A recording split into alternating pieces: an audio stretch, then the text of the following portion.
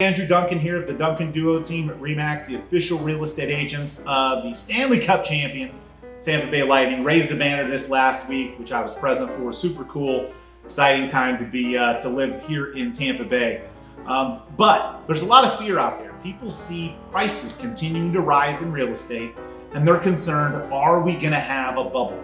Is the market going to crash like it did over a decade ago? Are prices about to fall?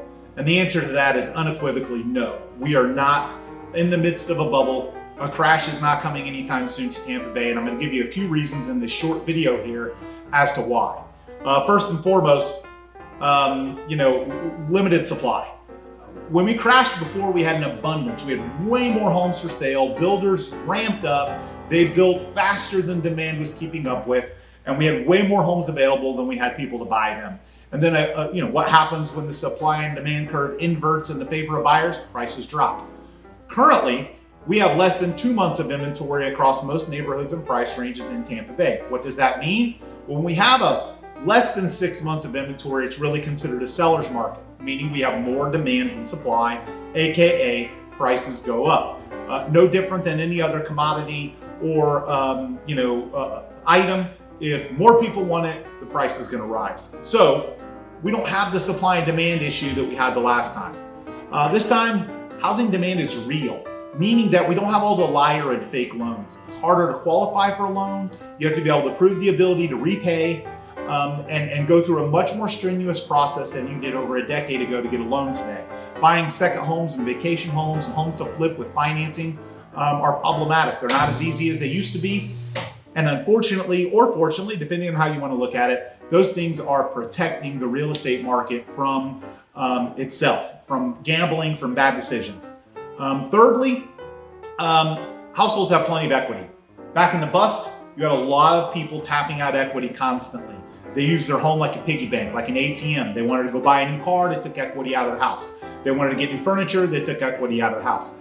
And unfortunately, what that caused was when the market did take a little bit of a dip, it caused people to go below what they owed and start to have financial problems. Now we have an abundance of equity and fewer people, because they learned from their parents, they lived through it, they already went through it once before, they're not overextending themselves by using their house as a piggy bank. And last but not least, real estate is hyper local. What happens in one market doesn't necessarily indicate what's going to happen in another. And in Tampa Bay, in addition to all those things that are happening nationally, we have several major things that are going to keep our real estate market hot for the next several years. The first one, population growth. More people moving here than moving out. And the builders are not keeping up with building as many homes as we have people moving in. So again, that month supply inventory curve continues to favor sellers because we have more population growth being sprinkled on the existing homes for sale. We have fewer people selling their home, even though I think that's a mistake because a lot of them are going to get hit with a tax bill that they're not going to love if economic policy changes happen.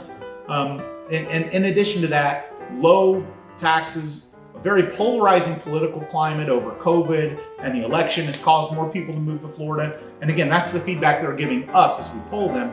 So what's that mean? Again, more demand, less supply, real estate market continue to be healthy. Last but not least, winning sports teams. That just brings people to the area, puts a target on Tampa Bay. When we win the Super Bowl, when we win the Stanley Cup, when we get Tom Brady and Gronk, people just want to live here because they want to be close to them. It's no secret why Hollywood and Beverly Hills are one of the hottest real estate markets in the country. All of those things factor in, but people want to be around celebrities. When Tampa Bay becomes more celebrified, so to speak, more and more people want to be around that and experience it. And last but not least, our climate. A lot of parts of the country up north had a horrendous winter. We don't have that here, and we've fortunately been blessed to not have any major winter storms the last couple of years. So again, all of those things continue to point to a healthy real estate market. So bubble doesn't exist right now. Real estate downturn isn't happening anytime soon in Tampa Bay. So thanks so much for tuning in. Make sure to follow us on all of our socials at the Duncan Duo. Have an awesome rest of your day.